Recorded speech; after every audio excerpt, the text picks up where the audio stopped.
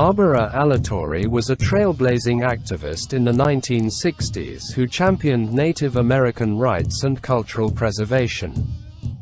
She had grown up on the Klamath Indian Reservation in Oregon and had a deep appreciation for her cultural heritage.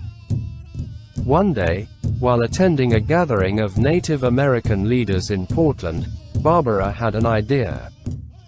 She wanted to create a space where members of different tribes could come together to celebrate their culture and connect with each other. And so, in 1969, Barbara founded the Delta Park Pow Wow in Portland, Oregon. It was a vibrant and colorful celebration that featured traditional dance, music, food, and crafts from Native American communities across the Pacific Northwest. The Pow Wow quickly became a beloved tradition, drawing thousands of visitors each year and fostering a sense of unity and pride among Native American communities. It was also an important opportunity for non-native people to learn about and appreciate the culture and traditions of the region's indigenous peoples. Over the years, the Delta Park Pow Wow grew in size and scope, with more tribes participating and more events added to the schedule. And while Barbara Alatorre continues to strive, her legacy lives on through the Pow Wow, which continues to be an important cultural event in Portland and a symbol of the resilience and strength of Native American communities. Barbara Alatorre knew that in order to make the Delta Park Pow Wow a success, she needed to bring in talented and respected dancers from across the region. That's why she invited Jim Macy, a champion war dancer from the Warm Springs tribe, to perform at the event. Jim's performances were nothing short of spectacular, captivating audiences with his powerful movements and skillful footwork. His presence at the Pow Wow helped to draw in even more visitors, and the dance competitions became increasingly competitive as more and more talented dancers arrived to compete. Soon, the Delta Park Pow Wow had become one of the most popular cultural events in the Pacific Northwest.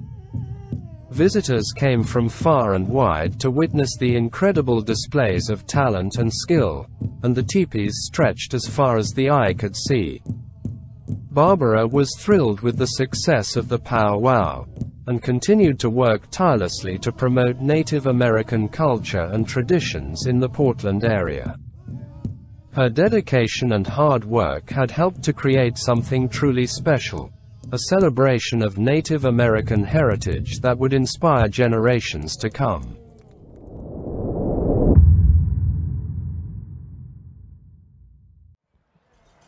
Barbara Alatorre. Today we are doing the Women's Traditional Team Dance Special in honor of Barbara Alatorre. Barbara is a member of the Klamath Tribes of Oregon and has been a resident of Portland for many years. Barbara has been a pioneer in bringing female voice to politics, advocating for Indian rights. She was the founder and editor of the Portland Indian News, served as a commissioner on the Oregon Indian Commission, was a coordinator for the Smithsonian Institute of Washington, D.C., which brought Oregon Indians to show their craft and culture to visitors around the world. She also assisted in the Jim Thorpe Award and is a historian for the Klamath and Modoc tribes in Crater Lake, which is a sacred land site to her tribes. In the late 1960s, Barbara, along with other friends and colleagues, met to discuss promoting a powwow here in Portland. In June of 1969, they put together the first powwow at Buckland Field Park by Benson High School. It was a huge success. However, they needed a bigger area for the powwow, so there could be campers and better parking for visitors. The following year, they did the powwow at Delta Park in the old soccer field area. People from all around the Northwest and Canada came to the powwow. Teepees were set up along the tents. There were over 100 teepees, and all campers were given daily rations. Along with the powwow, there were stick games and even look-shut card games. They sold buns to enter the powwow. There was only one food stand which made the money for the contest payouts. Raffles and program sales also helped to go towards costs. Barbara organized the first Miss Indian Northwest pageant in which the royalty would travel to powwows representing Delta Park and inviting people to come join the fun in June every day. The Miss Indian Northwest pageant was a huge success. Some of the people who served on the Portland Indian Center Board of Directors were Corky One Bird, Cecilia Fisher, Roberta Pinkstaff, Aletha White, Wilma Oldesby, Helen Redbird, and Connie Leigh Compton. Other people who helped in assisting the powwow in later years were Bud Butcher, Bernard Whitehat, and many others before the Bow and Arrow Culture Club took it over. The Portland Indian community has a long history thanks to Barbara Alatorre, and that we have Delta Park.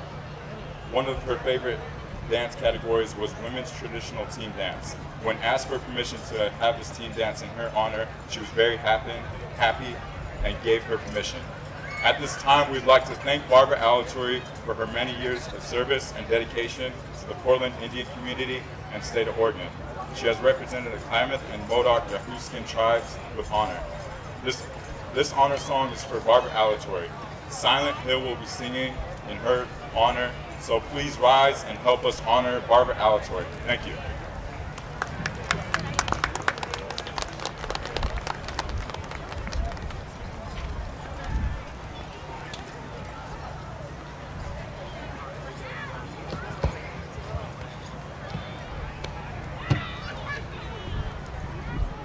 Should I just stay out here? Area on.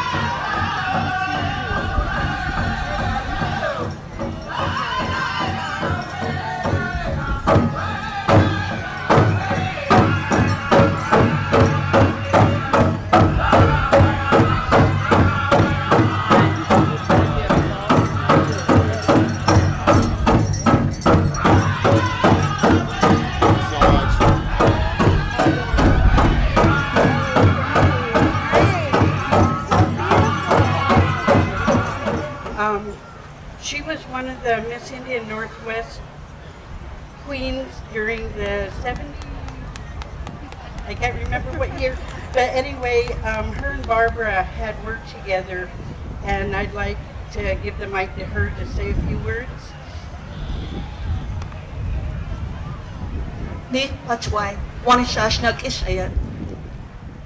This is a beautiful day to honor a beautiful leader in our community for Northwest, and what has come about as a result of this fine vision that she had for our people that's come to this level today in 2018. And she has been very supportive of female leadership for the past 50 years.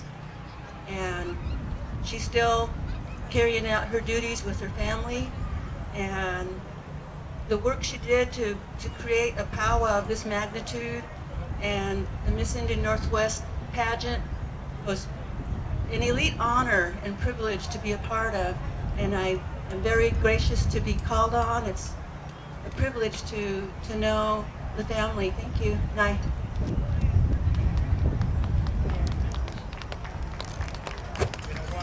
My name is Gary Villa, Sr., born and raised here in Portland, Oregon. I met this lady by accident.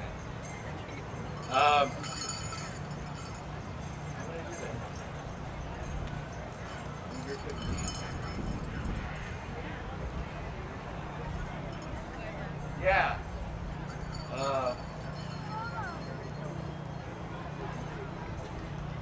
Back in the day, me and this fellow friend of mine was Ron True, right?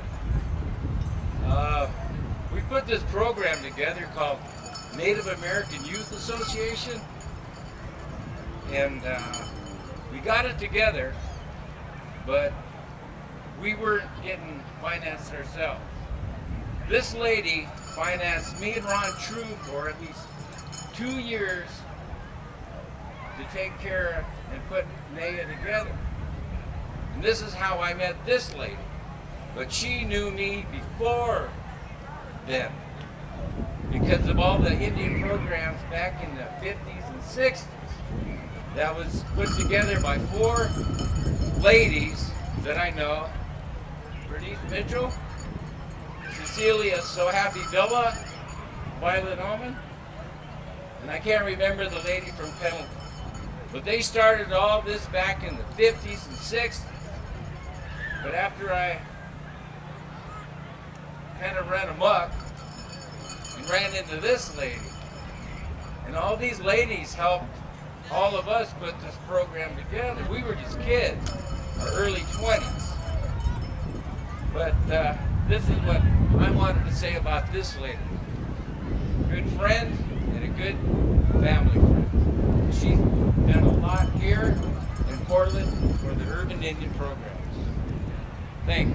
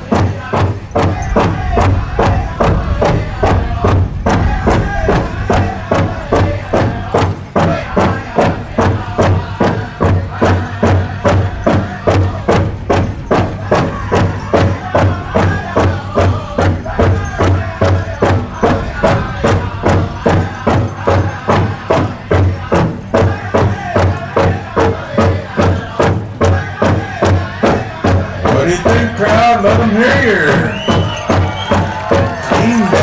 here for you today.